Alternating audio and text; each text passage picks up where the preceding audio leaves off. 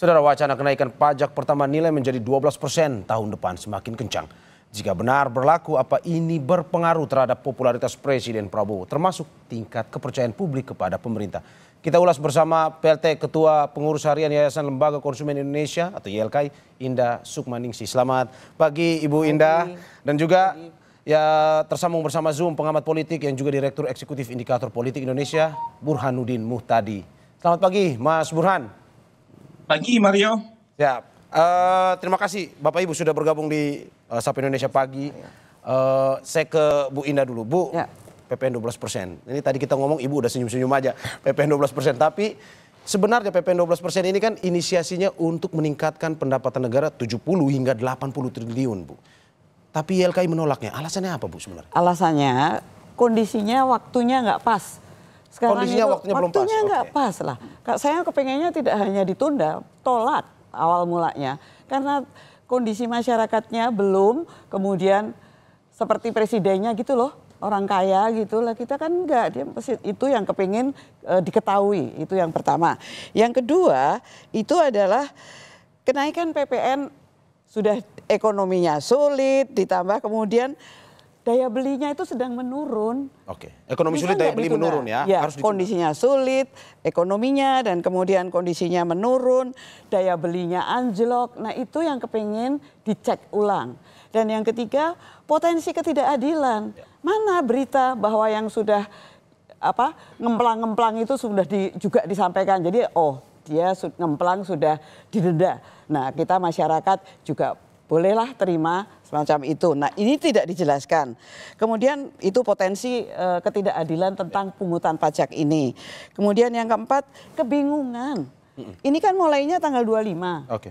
Kalau harganya sekarang udah 12% ketika saya membuat kontrak membeli sesuatu, apakah kemudian 1%-nya itu saya yang bayar atau pelaku usahanya yang kemudian harus kehilangan 1%? Oke. Kan bingung. Karena kontraknya sebelum tanggal 25. Ya. Nah ini siapa kemudian? Ada yang bisa menjelaskan siapa yang harus menanggung 1% itu? Penjualnya atau kemudian konsumennya? Ya. Itu potensi yang kebingungan yang berikutnya. Nah yang kelima itu adalah seharusnya PPN bisa diganti dengan yang lain, misalnya dengan cukai. Ya. Mas tahu sekarang ini anak-anak kena diabetes yang menyerang anak-anak. Kalau dulu diabetes itu sudah agak tua gitu baru orang kena diabetes. Sekarang menyerang anak-anak. Dan kemudian pemberian gulanya berlebihan. Sudah itu aja dicukai. Kan duitnya boleh diambil pemerintah mulai dari besok. Oke, berarti ini ada waktu yang tidak pas sebenarnya ya, Bu ya? Waktu tidak pas dan daya beli yang anjlok. Tapi sebenarnya dari masyarakat sendiri keluarnya apa? Ini lebih spesifik di kalangan maksudnya di masyarakat sendiri. Detailnya apa keluhannya sebenarnya? Ya itu karena ekonomi kayak begini kok malah ditambahi teks. Ya mereka menjanjikan ya akan dikasih makan gratis. Lah kok makan gratis ya pakai uang negara lah. Ini duit untuk siapa sih kalau namanya pajak? Kan untuk ASN, untuk belanja negara ya belanjanya aja. Siapa yang ngutang kemudian kita harus dibebani pajak. Karena dianggap akan menambah inflasi ya? Iya. Oke, dan menambah nanti berdampak pada kenaikan harga barang. Itu yang menyusahkan masyarakat masuk Ibu? Iya. Oke. Selain kebingungan itu tadi ya. Iya. Ini itu yang sebetulnya menjadi concern utama dari YLKI mengapa tolak awalnya. Tapi sekarang kita bilang tunda. Begitu agak membaik silahkan. Oke, tunda ini berarti akan sebenarnya YLKI setuju juga tapi ada waktu yang lebih pas. Iya, ini waktunya lagi nggak pas kan. Kita akan menyaksikan beberapa kemudian sebetulnya juga merugikan pelaku usaha loh. Kalau kita nggak bisa beli, ya kan? Kalau kita nggak bisa beli kemudian siapa kemudian yang akan membeli dan juga akan lay off para pekerjanya gitu. Ya. Kalau kemampuan belinya itu rendah. Oke, tahan dulu Ibu, saya ke Mas Burhan dulu. Mas Burhan, ini tadi disampaikan oleh Bu Indah bahwa ini waktunya tidak pas sebenarnya. Boleh diberlakukan tetapi tidak pas. Kalau dari penilaian Mas Burhan sendiri, betulkah ini semacam kebijakan yang tidak populis sebenarnya atau gimana? Ya, jelas kebijakan yang tidak populer, meskipun secara teknokratik kita mungkin masih bisa memperdebatkan, tetapi dari sisi popularitas, punya potensi untuk mengurangi approval rating presiden. Jadi kebijakan apapun yang punya implikasi terkait dengan approval rating itu disebut dengan tidak populer, meskipun secara teknokratik bisa saja diperdebatkan.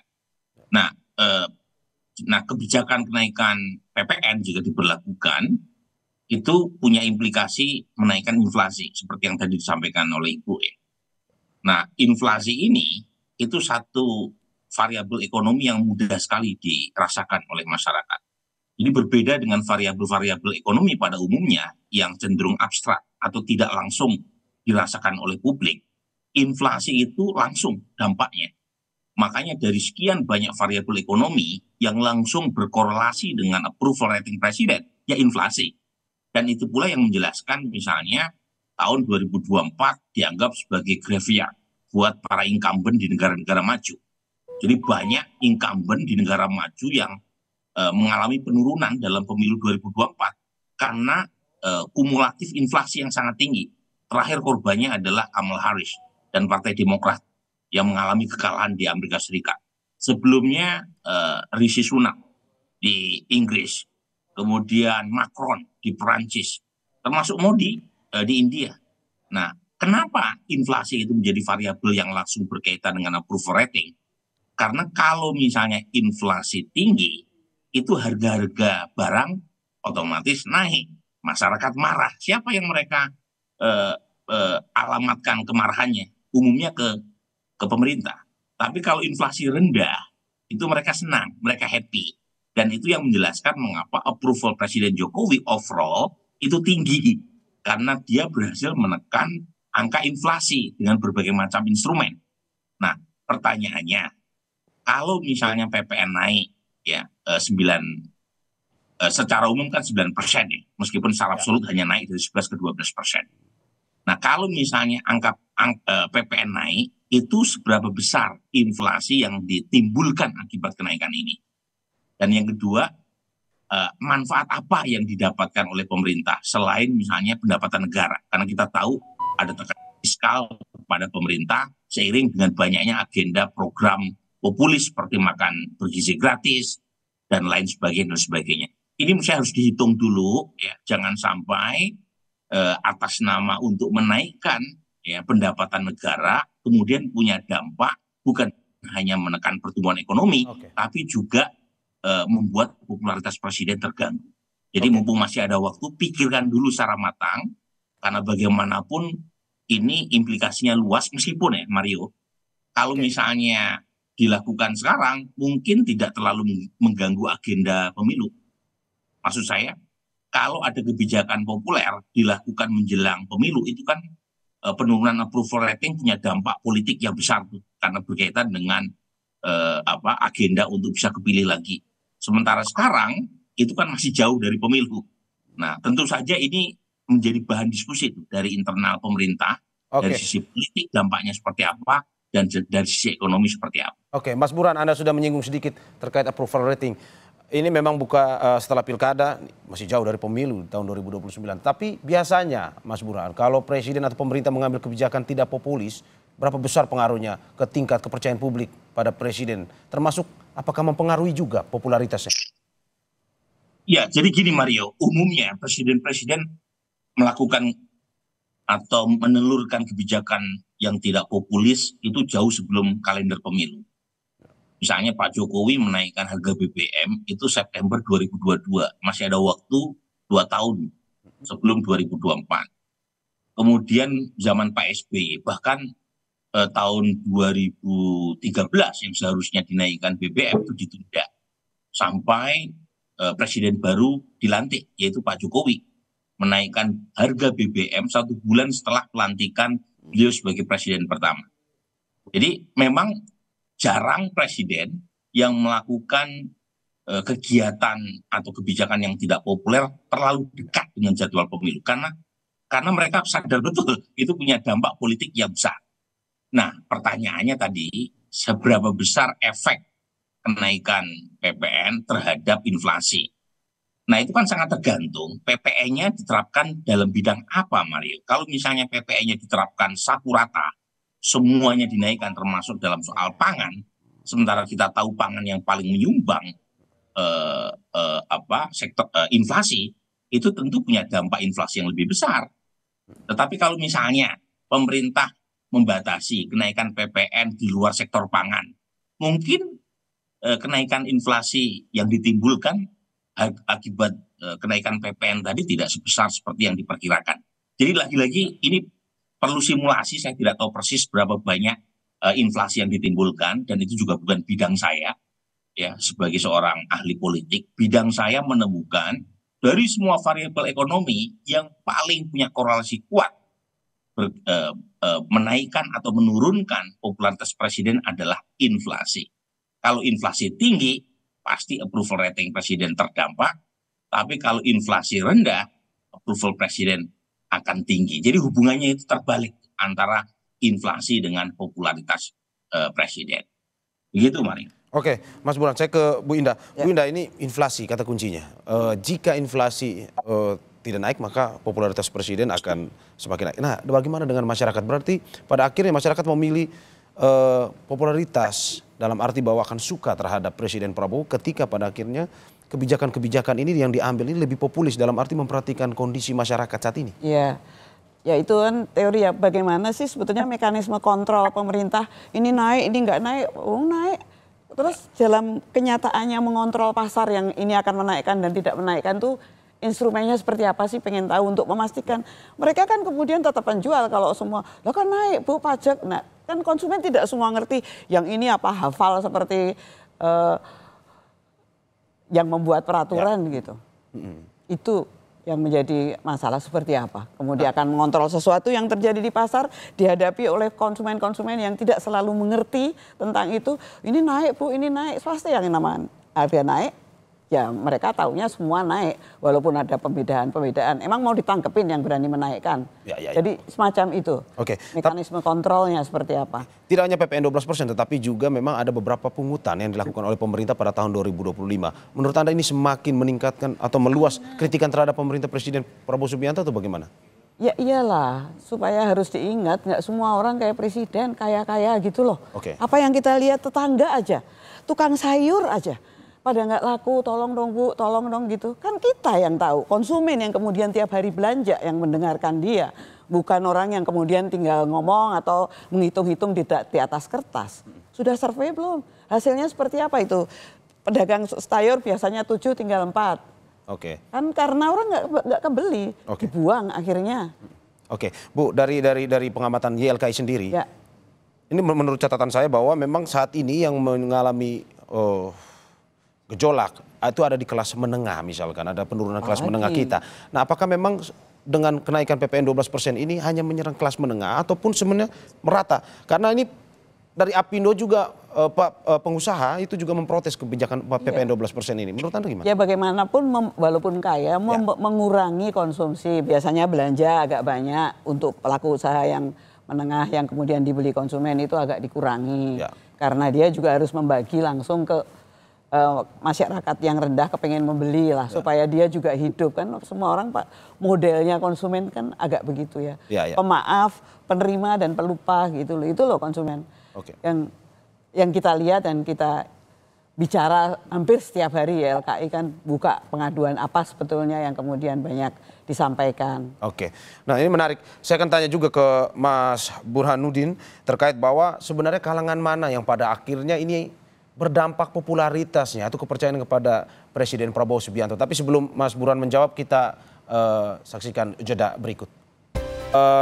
Sudah bergabung bersama kita Herzaki Mahendra Putra, Kepala Komunikasi Strategis Partai Demokrat. Selamat pagi Mas Herzaki yang sudah tersambung via Zoom.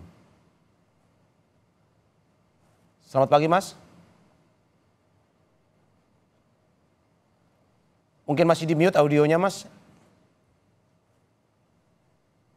Enggak, sudah. Suara saya dengaran? Selamat pagi Mas Herzaki. Terima kasih sudah bergabung di Sapa Indonesia Pagi.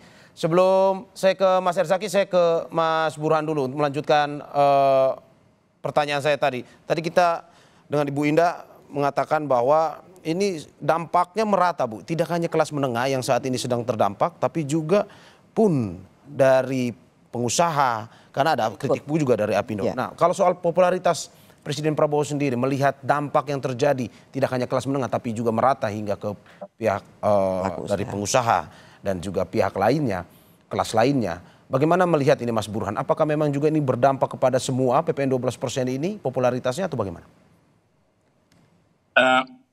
Saya tentu belum punya datanya ya Mas Mario. Pertama, kebijakan itu sendiri juga belum dieksekusi. Terakhir survei yang saya lakukan sebelum Pak Prabowo menjadi presiden, persis seperti data Kompas juga, survei public confidence dilakukan sebelum beliau menjadi presiden. Tetapi public confidence terhadap Pak Prabowo saat itu, di bulan Oktober sebelum beliau resmi dilantik sebagai presiden, itu 84%, kan memang sangat tinggi. Dan kalau misalnya kebijakan itu jadi dilakukan per 1 Januari 2025, pertanyaan yang mendasar untuk menanyakan dampak mana yang paling terkena, terutama dari sisi segmen masyarakat, ya kita perlu tahu dulu kebijakan itu dilakukan seberapa masif dan efeknya seberapa besar. Jadi saya setuju dengan YLKI, memang kita sulit untuk memilah-milah. Kalau inflasi ya inflasi. Tapi mungkin pemerintah punya skenario lain terkait dengan kenaikan PPN 12%. Ya.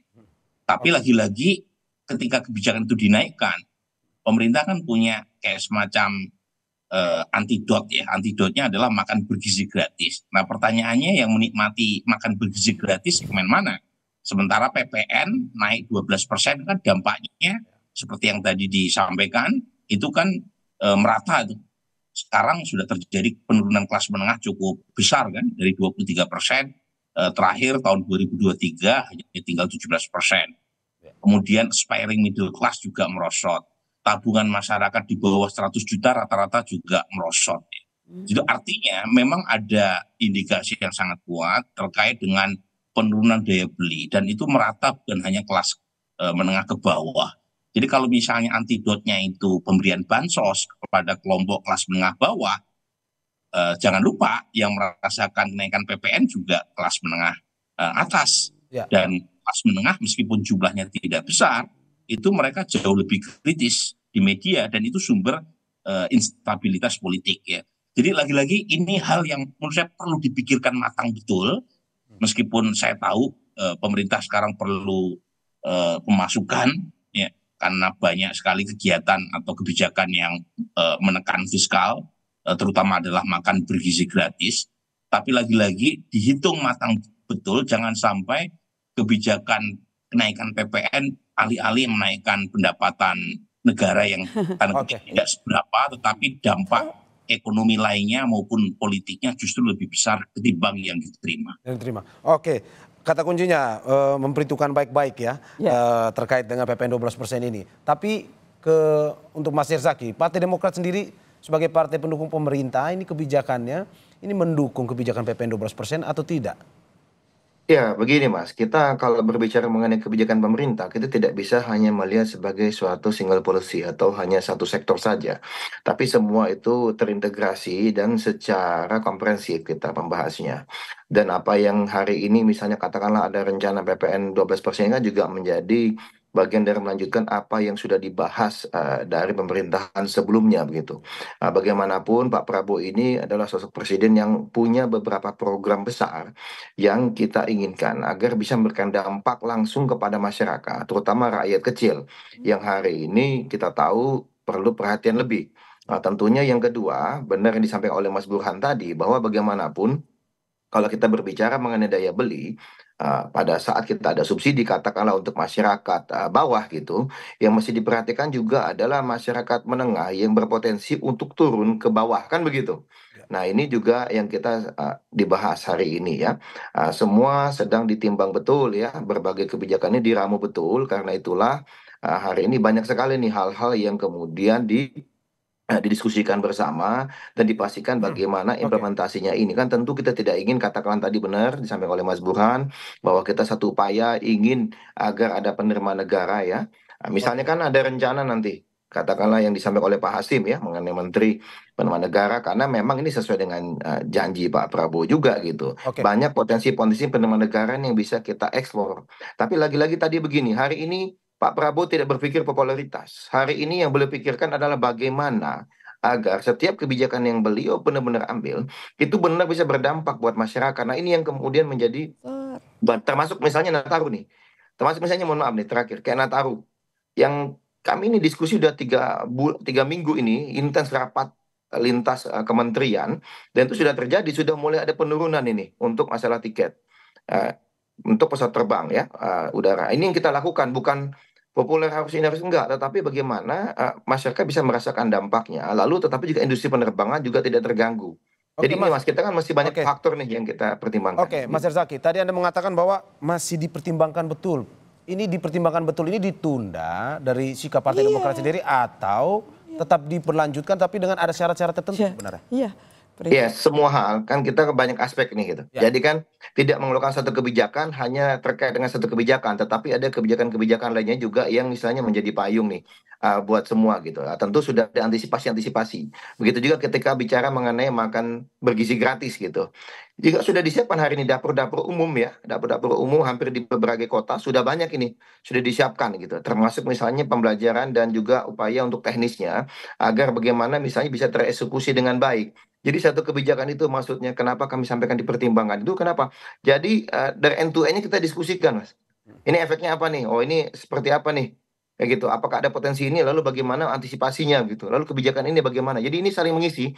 Jangan dilihat sebagai suatu kebijakan tunggal ini Oke, terkait dengan PPN. Mas Tetapi Herzaki. lagi-lagi masukan dari teman-teman media, teman-teman pengamat, akademisi ini tentu semua kan menjadi bahan juga kajian kami bagaimana agar semua bisa menjadi optimal gitu di lapangan nantinya pada saat misalnya katakanlah diterapkan suatu kebijakan itu. Tidak hanya kebijakan PPN ya gitu, Ya. banyak hal.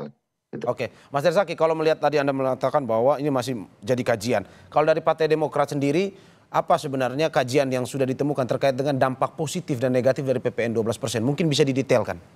Ya, kalau didetailkan begini Mas, ini kan ranahnya sebenarnya kalau kajikan Kementerian Ekonomi gitu, perekonomian, Kemenko Perekonomian gitu. Tetapi kalau dari kami Demokrat yang pasti beliau ini kan begitu kembali saja sudah melakukan sidang kabinet, lalu kemudian memanggil secara khusus beberapa kementerian untuk berbagai kebijakan.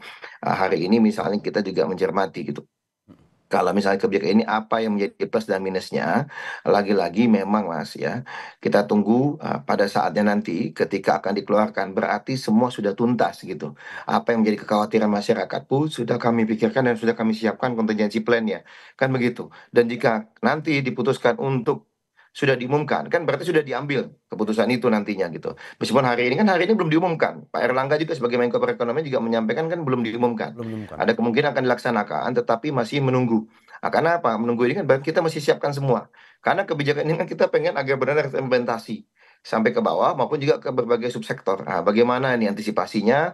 Termasuk jika tadi katakanlah ada potensi-potensi yang hal-hal yang dianggap katakanlah kurang baik gitu buat masyarakat. Nah ini kami benar-benar dalami betul gitu sampai saatnya. Oke, saya ke Bu Indah. Bu Indah, kata Mas Herzaki ada positif dan negatifnya juga untuk terkait dengan PPN 12%. YLKI melihat itu? Ya, prinsip kehati-hatian. Maka ditunda dulu, dihitung lagi secara benar, kemudian baru kemudian mengambil keputusan. Dan yang penting, para petinggi sekarang itu harus belajar mendengar itu loh. Oke. Biasanya kan kalau petinggi selalu yang maunya didengarkan kan, tapi belajar mendengar untuk belajar itu penting. Berarti supaya menurut tidak Anda, terjadi penolakan. Berarti menurut Anda tidak ada pendengaran untuk kebijakan PPN 12% ini? Iya, artinya begini loh, oh saya mau ngasih sumbangan makan, tapi pajak saya naikin ya, yang nyumbang itu pemerintah atau rakyat? Kalau begitu caranya. Makanya saya minta prinsip kehati-hatian dilihat lagi, ditunda dulu, kemudian menyampaikannya dengan lebih jelas dan lebih berpihak pada masyarakat. Oke, lebih berpihak. Oke, Ya. Tapi ada stimulus juga tadi yang dikatakan oleh Mas Burhan pun tadi mengatakan bahwa ini ada stimulus-stimulus untuk mengimbangi PPN 12% sebenarnya ada makan bergizi gratis pun juga ada UMP 6%. Sebenarnya ini melegakan atau tetap memberatkan? Ya tetap yang kena kan tetap masyarakat. Oke. Duitnya diambil dengan 12%. Nanti saya kasih ya 6% untuk ini. Lah duitnya siapa kalau nggak kemudian hanya bebannya setiap kali ada itu adalah masyarakat yang kena beban. Pajak kan pajak itu harus. Nggak ada pajak nggak ada dibayar kita. Jadi itu seolah-olah pemerintah mau ini, mau itu, mau begitu, tapi yang bayar pajak Anda ya, konsumen. Nggak begitu mestinya. Bok ngirit, berapa sih pengemplangnya, saya mendapat pengemplang sekian persen, itu juga akan saya berikan pada masyarakat gitu loh. Jadi kita tuh, pemerintah juga bekerja nih. Pengemplang-pengemplang didenda, diberikan kepada masyarakat. Jadi kita bareng-bareng nih. Kita juga terima, tapi juga pemerintah juga menunjukkan hal-hal yang seimbang antara yang punya dan tidak punya. Oke, berarti masyarakat dalam arti bahwa keadaan terpaksa untuk menerima ini maksudnya? Oh iya, dan digunakan untuk palingan untuk belanja negara atau pendapatan ASN belum korupsinya kan gitu. Oke, saya ke Mas Burhan. Mas Burhan, tadi sempat kita berbicara terkait bahwa sebenarnya PPN 12% ini untuk menggenjot pendapatan negara 70 hingga 80 triliun. Tapi kata Bu Indah bahwa ini harusnya dengarkan dulu. Ada positif, ada negatifnya, tapi dengarkan dulu masyarakat. Ini berdampak atau tidak sebenarnya bagi pemerintahan Presiden Prabowo Subianto pada akhirnya jika 12% ini tetap diberlangsungkan? Tadi saya sudah jawab ya, itu jelas punya dampak ya terhadap approval rating presiden. Ya. Terutama jika kebijakan tersebut punya implikasi terhadap kenaikan inflasi. Ya. Variabel ekonomi yang paling bisa dipahami oleh masyarakat secara umum ya inflasi.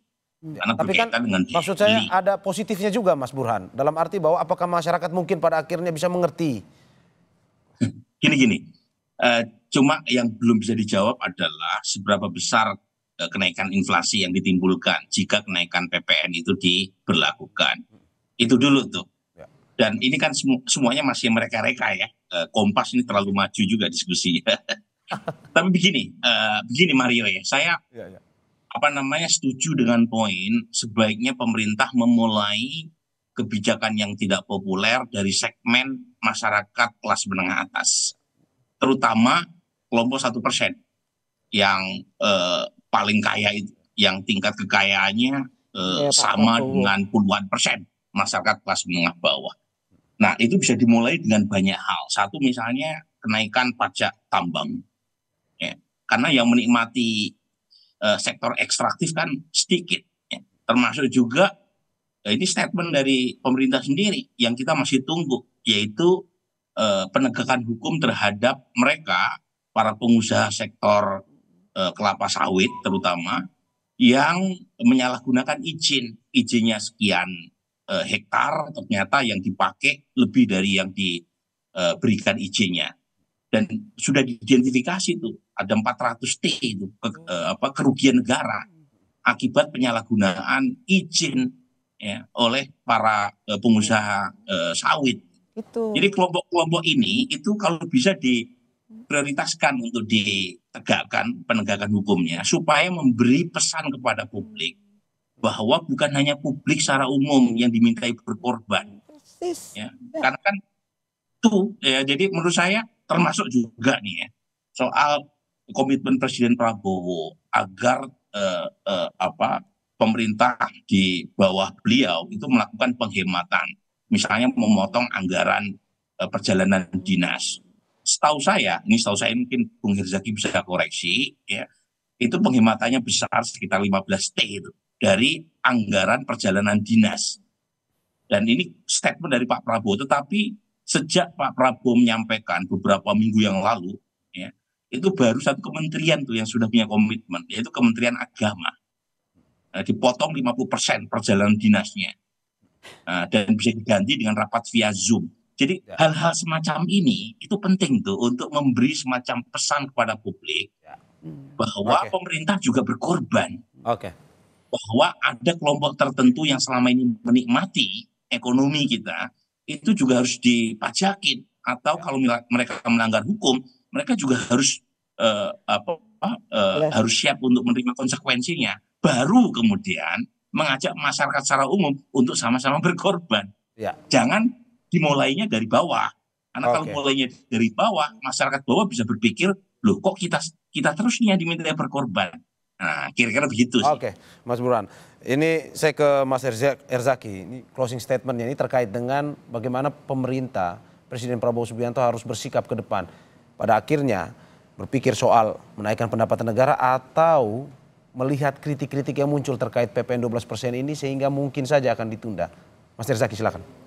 Ya, terima kasih ya. Pertama gini, ingin kami sampaikan, bagaimanapun Pak Prabowo ini kan gestur politiknya sudah sangat tegas dan jelas. Sejak awal beliau menegaskan jangan main-main dengan APBN.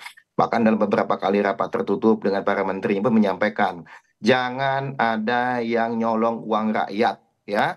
Jangan ada yang otak-atik itu APBN, semua kerja yang benar saya pantau terus. Itu beliau sampaikan gestur politik yang sangat kuat. Berarti beliau tidak ingin ada upaya-upaya menggerogoti APBN atau yang kita kenal dengan nama korupsi, ya. Itu bisa terjadi. Itu sebagai gestur politik yang sangat kuat sebagai yang pertama. Yang kedua, beliau juga menyampaikan dan terlihat misalnya beberapa kebijakan di awal. Tadi yang disampaikan oleh Mas Burhan misalnya, ya. Ada Pak Prabowo telah membentuk namanya di awal November itu Dirjen Penegakan Hukum Sektor ESDM. Nah, inilah ada upaya-upaya tadi, ya, bagaimana kita pengawasan penindakan hukum gitu di sektor energi dan sumber daya mineral ini sebagai salah satunya. Lalu kemudian beliau juga sudah dalam konteks ini mengambil kebijakan-kebijakan yang pro rakyat. Kita tahu ada kenaikan UMP, ada kenaikan UMK yang tingginya signifikan. Lalu kemudian kita bicara mengenai kenaikan gaji guru gitu. Dan banyak sekali nih kebijakan-kebijakan beliau, ya. Misalnya kayak Nataru ini kita berupaya juga, ya, penurunan tiket pesawat hari ini bisa berkisar 10% rata-rata gitu, ya. Nah, dan banyak nih, semua lagi dibahas semua satu demi satu, ya. Memang bagaimanapun kok dibilang misalnya berkorban, sudah disampaikan juga beliau, kurangi kunjungan dinas, ya, jangan ada rapat-rapat yang istilahnya di hotel yang banyak itu. Dia bilang nggak perlu katanya.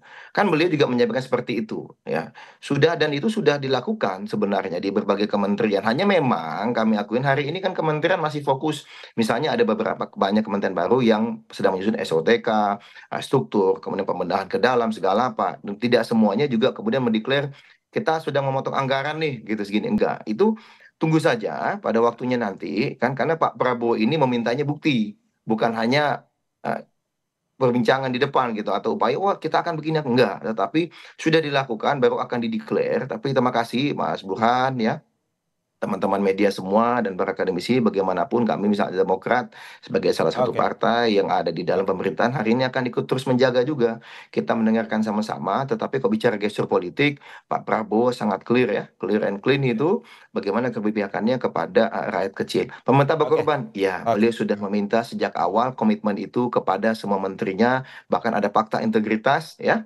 terkait dengan itu. Dan terus setiap kali ada rapat dengan para menteri ini, ya, misalnya kemarin sidang kabinet misalnya, Ya. itu hal yang sama selalu disampaikan dan terus dicek gitu. Kira-kira Oke. seperti itu. Oke, Mas.